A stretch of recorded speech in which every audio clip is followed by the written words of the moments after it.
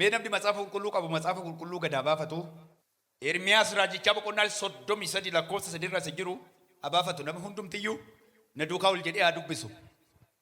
Macaafa Ermiyaas raajicha boqonnaa 33 lakkoofsa 3 akkana jedha. Inni na kadhadhu ani siif nan dhagaa. Wanta guddaati kortee bira ga'uu hin dandeenye sitti nan himaa. Ani Waaqayyo gooftaa inni kan Israa'el.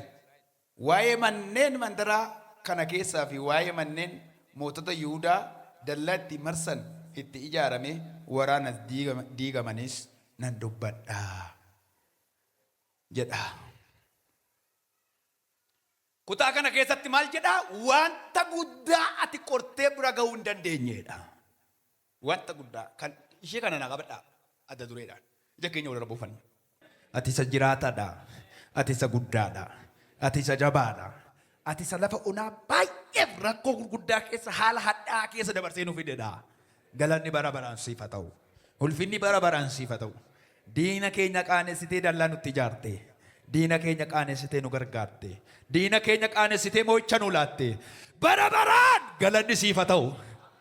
Haleluuyaa. Harka keessa ol kaasaa. Sirriitti ol kaasaa nafaana kadhadha.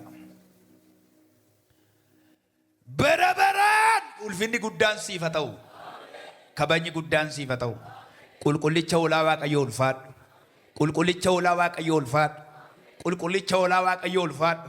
Qulqullicha olaa Waaqayyo ulfaadhu. Ergaa tokko dhagaa. Waaqayyo gooftaan maccaa. Ilaa waltajjii kana keessaa namoota 24 dugda diina keessanii waraanee moo'icha isin ilaadhan. Daloora baasa kiibii diggalaa rabaadha. Na dhageessetta dugda diina kee waraanee moo'icha isin ilaadhan. Haleluuyaa. Haleluuyaa. Ilaa akka jedheera Waaqayyo dugda diina kee waraanee moo'icha isin ilaadha jedheera.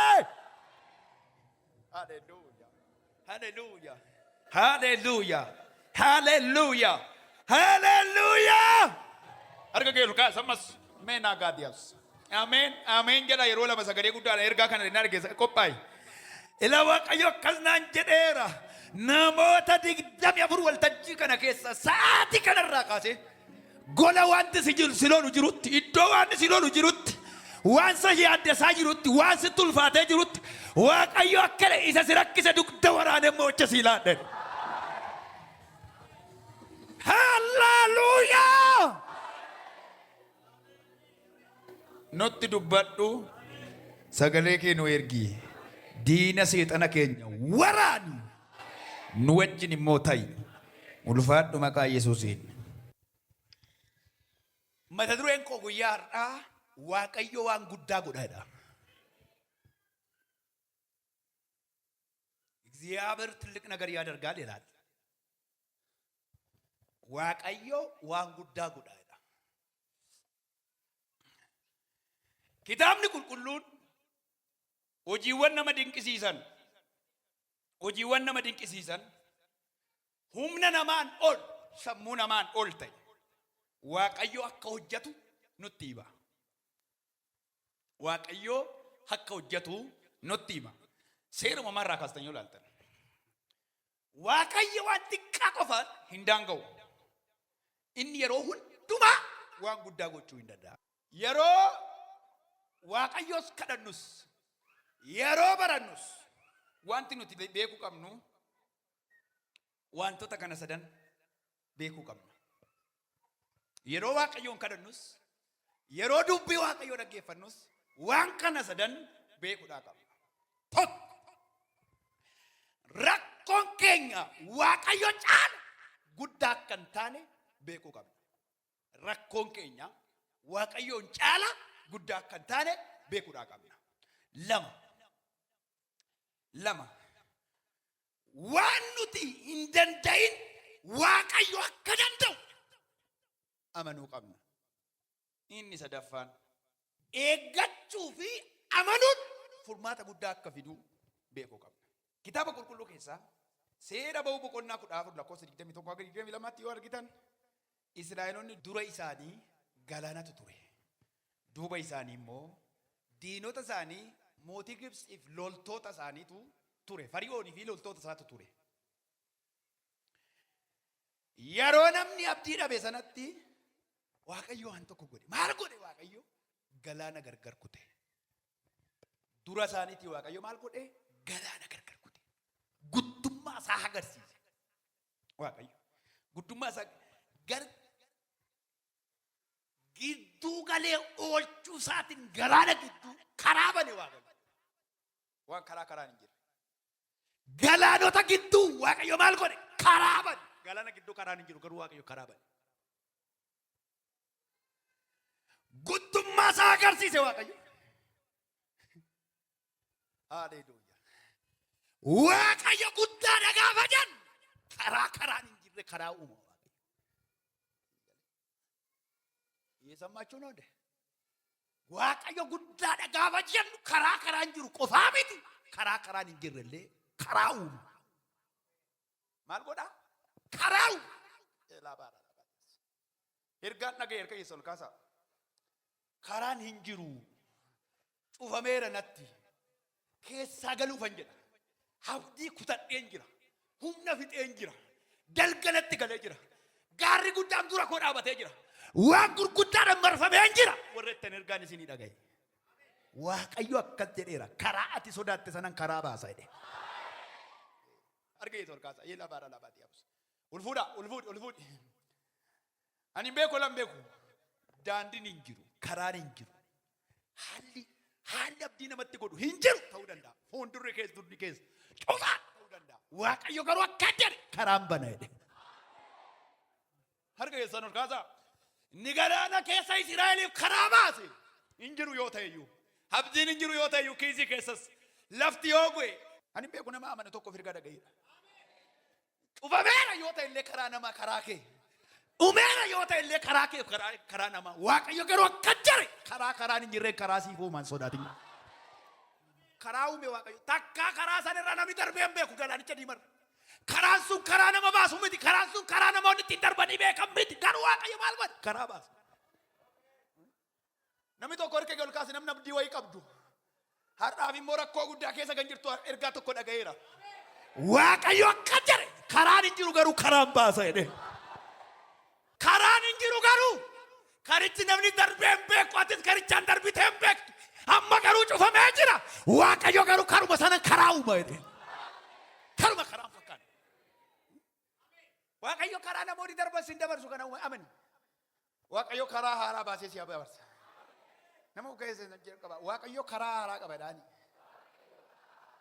Waaqayyo maal qaba? Maal qaba?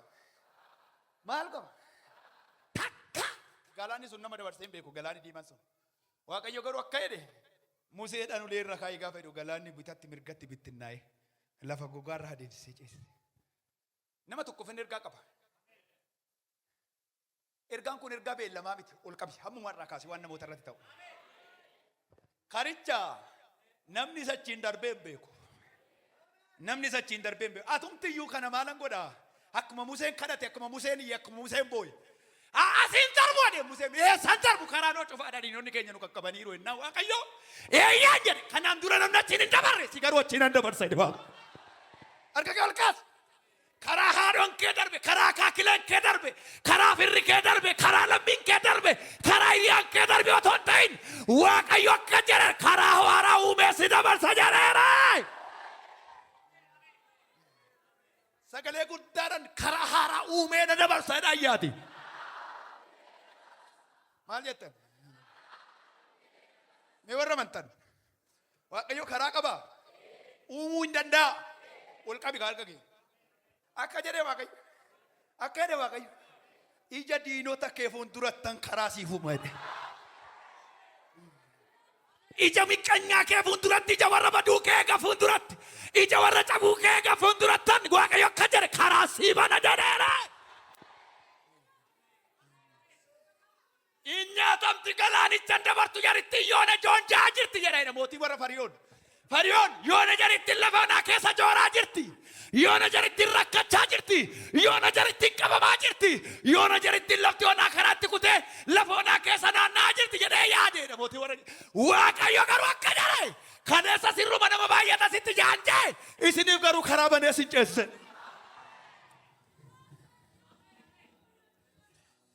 Abbaan barbaade haa jaanja'u siif garuu karaan banameera. Har'ayyuu miqqanyaan waa'ee komaa jedhe otoo ettee gaafatte nama hin jaanjaadha, hin kufeedha, hin du'eedha, hin kisaareedha, moo galman ga'eedha, moo fagoon deemuudha. Amma dhaabataa jira jedhe miqqanyaan yoo ta'u waa'ee kee gaafatte. Harka yolkaas milkaa'e na dhugaartu miqqanyaarraa yeroo kamillee milkaa'ee rasiin naan jedhettaniin eegina. Deebii akkasiin eegina. Yeroo kamillee milkaa'eera naan jedhee dhugaa naa baattaniin eegina. Kufeera ammoo baay'ee miteedha. Harka kee olkaas. Mootiin bari waan akkaare yoo na jaanjaa jirti lafa onaa keessa jiri. Harka kee olkaas. Weessitti bu saba jaanja'uufuu karaa si godha Waaqayyo.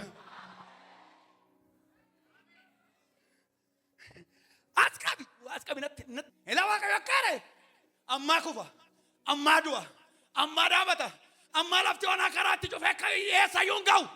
Warri siin jedhan otoo laalan Waaqayyo akka jedhan karaa haaraan banameera. Waaqayyo dinqii gochuu kaleessa sin dhaabne har'a sin dhaabu. እግዚአብሔር የድንቅ አምላክ ነው።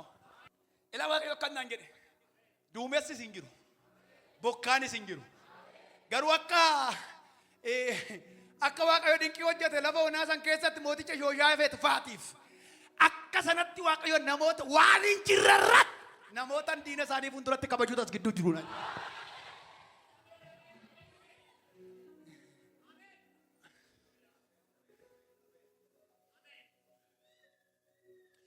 እግዚአብሔር የድንቅ አምላክ ነው፣ የድንቅ ምንጭ ነው። ሃሌሉያ! Waaqayyo waaqa dinqiiti.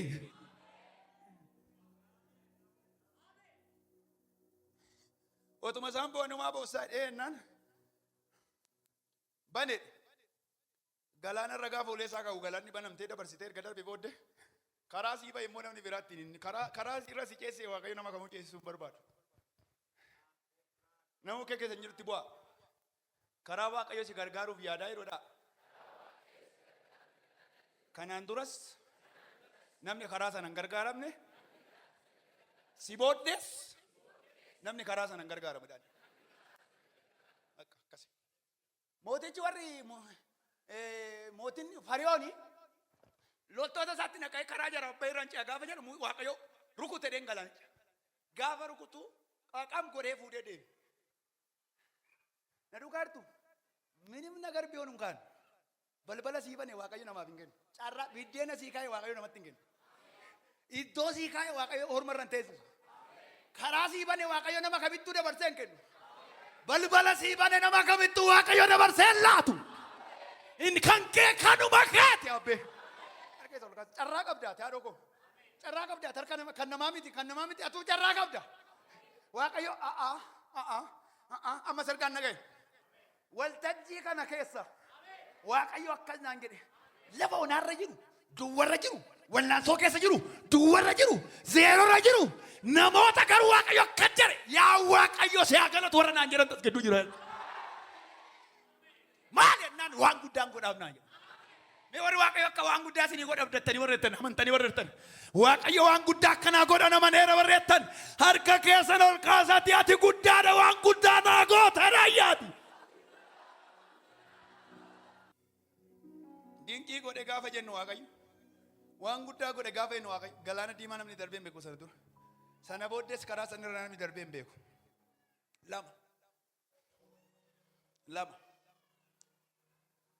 Lama. Dinqii godhe gaafa jennu Waaqayyo dhagaa keessaa bishaan burqisiise.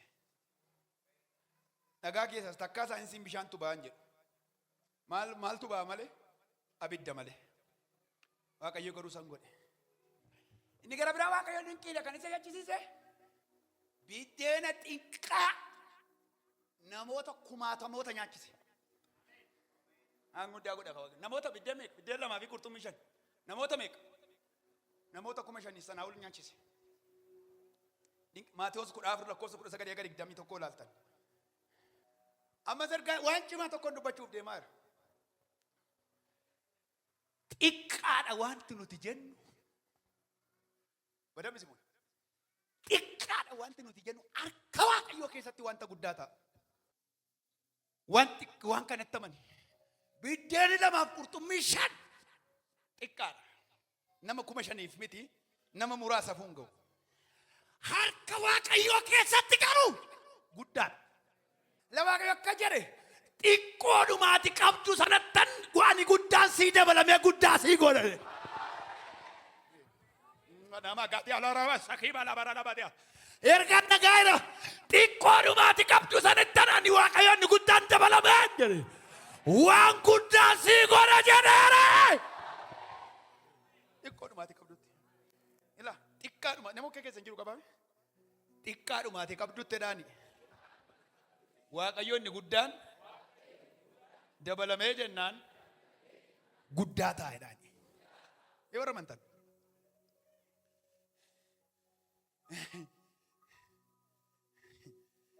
Ila haadhoo akkamittiin yoo naan jette haadhoo mee dhaggeeffadhu.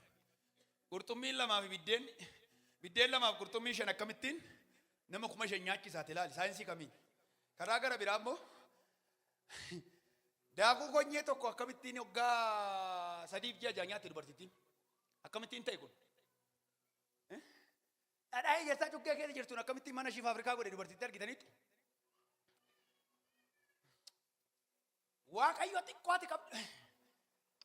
Baaswaay wanti xiqqoon iddootti Waaqayyo irraa hojii jalqabudha.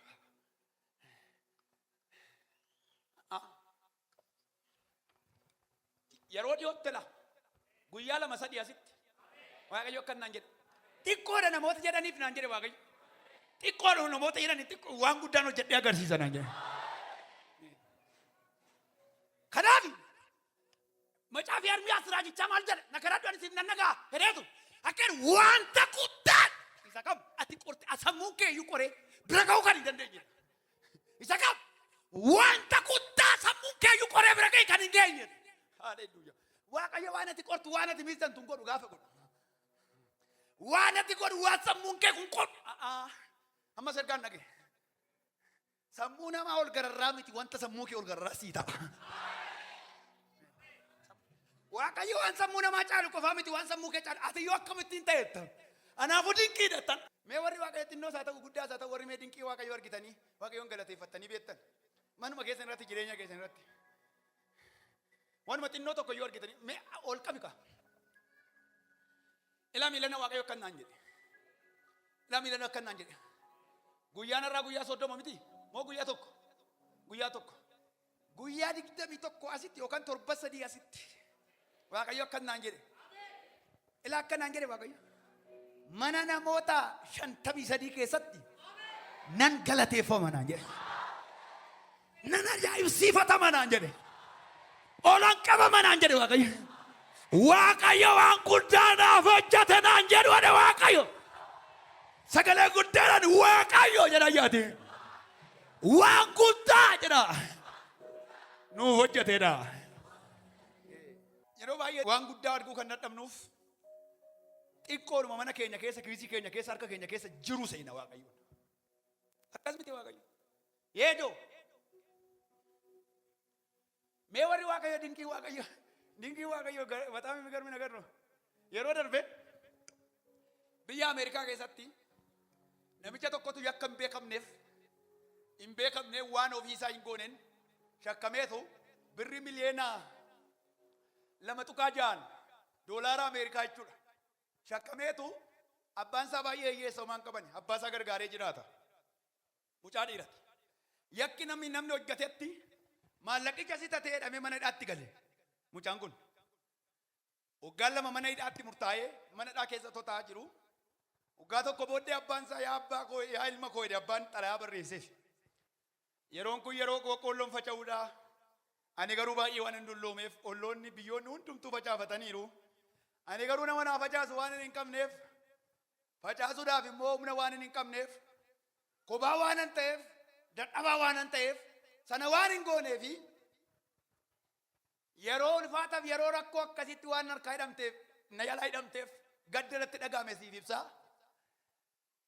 Waaqayyo immoo nagaadhaan akka si baasee wal arginu abdachaa amma garuu murtoo tokkoon fudhadhee humnuman hin qabne kanaan gara maasii qonnaa dhaqee waa qotuutu narra jiraata, waa facaasuun narra jiraata, boqqolloo dhaabuun narra jiraata jedhee mucaa isaatiif xalaa erge mana dhaatti. Achumaan mucaanii mana dhaa keessa taa'ee yaa abbaa koo iddoo lafa qonnaa sana akka inni adaraa kee birriin ittiin shakkame sun achi keessatti awwaalamee waan jiruuf birricha immoo achi keessatti arganii birricha wajjin hin siidhanii atis mana dhaatti waan darbatamtuuf nu lachuu mana dhaa keessatti waan yeroo keenya finnuuf adaraa kee laficha akka hin qonne jedheetu xalaa barreessee warra xalaa qaqqabsiisanitti kenna. Mana hidhaa fuuldura gaafa ga'an immoo warri mana hidhaa fuuldura yookaan waardiyyoonni xalayaa san dubbisan malee mana dhaatti nama hin baasan. Xalayaa san dubbisan malee mana dhaatti nama hin baasan. Xalayicha gaafa dubbisan adaraa abbaa koo laficha akka hin qonne laficha baasuudhaaf gaafa jettu birrii doolaarri Ameerikaan bileen 2.6 achi keessatti awwaalamee waan jiruuf inni immoo yoo ba'ee sababii kanaaf si arganii akka mana dhaatti si ajjeese waan si mana dhaatti umurii kana waan si darbataniif mana dhaatti akkaatiin qubne jennaan wal harkaa fuudhanii namoonni 100 ol dubbisan xalayicha. Aha birrii awwaalamee jira jechuudha jedhanii dhaqaniit tiraakteera fuudhaniit lafa namichaa garanaa kaasanii amma garasitti garanaa kaasanii amma garanatti garanaa kaasanii amma garasitti lafa namichi qabu hundumaa qotanii badduu baasanii maallaqa daban. Maallaqa dhabanii galan. Achumaani guyyaa sadii booddee erga deebi'anii booddee yaa abbaa koo hojjettoonni nan siif ergee lafa akka gaariitti sii qotan sirriitti nana manaa kana hundumaaf iyyuu waggaa tokko booddee wal arginaa nagaatti naa ture. Harka keessan ol kaasaa. Barana Waaqayyo hotoon beekamin dhimma kee dingata hojjetee xumuraa. Harka kaasi. Barana warra mana hidhaatti si darbatan Waaqayyo akka jedhe warra ila salphina keekan warra kufuu keekan akka jedhe Waaqayyo galateeffannaa keef eebba keef walitti sassaabanii akka mana kee dhufan godha Waaqayyo. Barana Waaqayyo laa ergaa tokko nagee. Barana Waaqayyo isa si beeku isa si hin beeknes daboon si waama si galateeffatu. Barana tasuma nama maqaa kee hin beeknetu tasuma dhalateera moo dhalanne nama jedhutu tasuma anu garta tasuma baga gammadde siin jedha.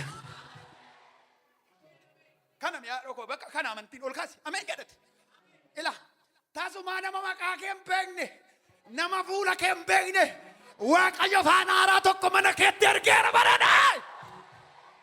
Ila nagammas Waaqayyo akkanaan jedhe waan keessummaa ta'e tokko ingidaa yoone nagar ila Waaqayyo waan keessummaa ta'e tokko mana namoota baay'eetti godhanaa jedhe.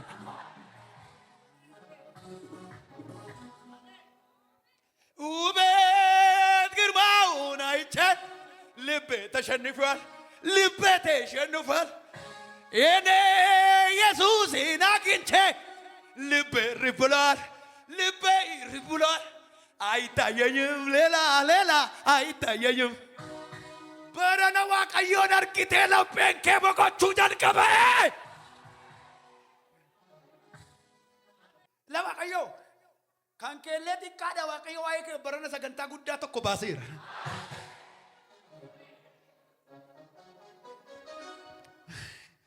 Warra si kuffisuuf kaatantu barana dhimma kee hojjeta. Warra balbala kee cufuudhaaf kaatantu barana balbala sii saaqa. Warra hojii kee balleessuudhaaf olii gadi kaatantu hojii balbala sii bana.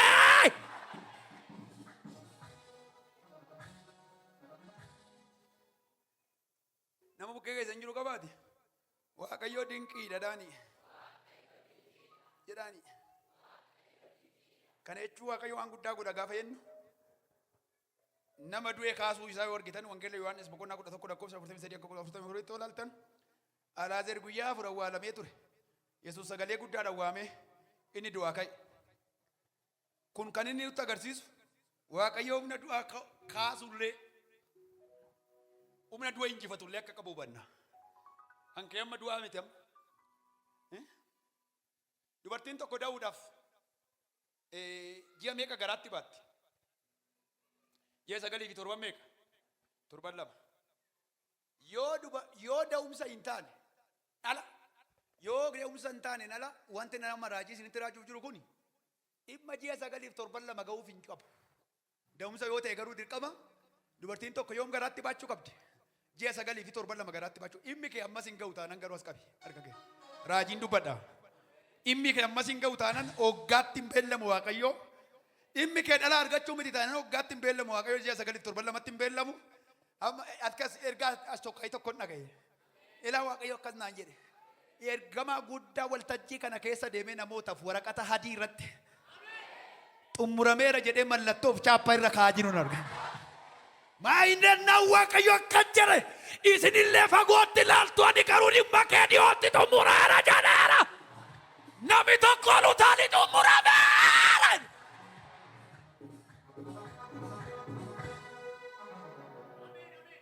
Beekumsi kee takaamu doon qabu. Kana yoo garuu bukoon namu jiraatadha. Ogummaa ishii dacheetti dabalte injiraatta tittumaa jedhamteetti jiraatadha. Jiraatadha mata baakoo jiraatadha. Jiraatadha mata baakoo jiraatadha. Macaafa faarfannaa 126 lakkoofsi 3. Waaqayyo waan guddaa godha. Kanaan immoo gammadee hin jiraadha. Waaqayyo maal godha? Waaqayyo maal godha? Waaqayyo waan guddaa godha. Kanaan immoo gammadee hin jiraadha. Argeessa olkaasa. Waaqayyo waan guddaa godha. Kanaan immoo maal ta'ee hin jira? Namni gammadu eenyu? Mee namni dhugaa ani laphee koo irratti waa dhagaamaa jira. Waaqayyo natti dubbataa jira. Sauma maseenumatu dhalaaf namoota baay'eedha. Maseen hin dhalaa? Hin dhalu garuu Waaqayyo immoo jennaan hin ta'a. Ol kaasi. Gwaadhuma keetu waa sii dhala baran. Maseenuma keetu waa sii kenna baran. Waaqayyo isa dadhabaaf humna kenna. Macaafa faarfannaa boqonnaa 29 yoo ilaaltan inni warra dadhabaniif humna kennadha. Humna isaanii haaressadha. Kan dhume immoo hin jabeessadha. Yeroo nuti dadhabnu abdii kutannu Waaqayyo humna haaraa nuuf kenna. Inni gara biraa waan guddaa kan ittiin argani amantiidhaan argu waan guddaa. Maaliin argu waan guddaa? Amantiidhaan argu waan guddaa. Waan guddaa arguu barbaaddu? Warri waan guddaa arguu barbaaddan? Warri waan guddaa arguu barbaaddan? Warri waan guddaa arguu barbaaddan amantiidhaan argu waan guddaa. Waan guddaa amantiidhaan argu. Galateeffadhaa gooftaadhaan. Inni biraa Maarqos boqonnaa 9 lakkoofsa 23 yoo ilaaltan akkana jedha. Yesuus nama amanuuf wanti hunduu hin danda'ama jedheedha. Yeroo hundumaa waan guddaa arguuf wanti nu dhorku yoo jiraate amantii dhabuu keenya. Waan guddaa arguuf wanti nu dhorku yoo jiraate amantii dhabuu keenya. Garuu Waaqayyo warra amanan irratti dinqii godha. Maal godha? Dinqii godha Waaqayyo. Amanaa. Nama keessa hin jiru qaba. Yeroo rakkoon si mudatudha. Of hin ilaalin, kiisii hin ilaalin, nama hin ilaalin, Waaqayyoon ilaalidhaani. Bakka Waaqayyoon ilaaluu qaba.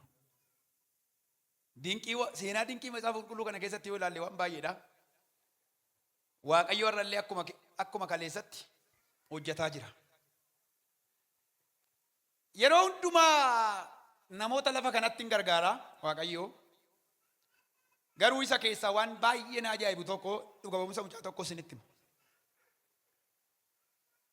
Yeroo baay'ee rakkoon namoota keenyaa dhufanii dhugaa ba'uu irratti rakkina qabu sababii ta'eef. Garuu dhuga ba'umsi isaa waanuma laphee koo irratti garmalleedhuma natti waan toleefas isinitti hima. Guddisaa urgeessaadhama. Oggaa arfan sadan kana Waaqayyo iddoo kanatti itti dubbata. Waldaadhuma kana keessa. Isa iyyuu miti dhuga ba'umsa kana kan natti hime inni nama biraatti hime nami lama immoo natti hime irra deebi'ee. Kanaafan isiniif oduu barbaade. Waaqayyo balbalan sitti banaa hojiin sii kennaa. Inda namoonni beekan gaafsan nama Waaqayyo maaf ni argu anumatti Waaqayyo maqaa koo beeku jechaa dhufeedhaan gaafsan. Maqaa isaatii waamee Waaqayyo balbalan sii bana hojiin sii kenna iddoo guddaa dhatta hojii guddaa galtee Waaqayyo itti dubbataa ture. Namoonni beektan danuun as keessa waan jirtaniif hin beektan. Achumaan mucaanoo konkolaachisuudhaaf baankii Oromiyaa natti fakkaataa dorgome. Dorgomee innaanii mucaanoo abdiidhuma kutataa isaatu dhaqe. Waaqayyo garuu sin gargaaraan darbitee deetti meera. Asii gadi bilbilee toomaa innoo waan inni hin darbu miti haala ulfaataa qaba jedhee obbolee namatti hima. Lakka Waaqayyo sin dabarsa gaafa jedhu achi akkaataa ittiin darbitu qopheesseera. Maal godhe Waaqayyo waan dinqii tokko isinitti himu. Namni ta'e gubboo kaffalee qormaata hojjechiisee qormaanni hojjetamee guutummaatti qormaanni darbu xumuramee ilaa nama sanitti kennedhamee itti kenname. Qormaanni kan hojjetameef nama biraadha. Inni qormaanni hojjetameef immoo ufee guddeetti kenne.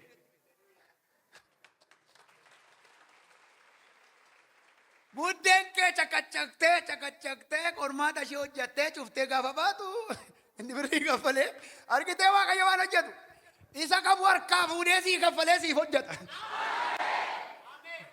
Mucaan yeroo sana eessaa fuudhee gubboo qarshii 100 kaffala kabalamaa isaati akkas kan jiru. Mee warri beektan mucaa kana mee warri beektan mucaa kana isaan gaafadhaa caalatti sirriitti isaan irraa dhageessu.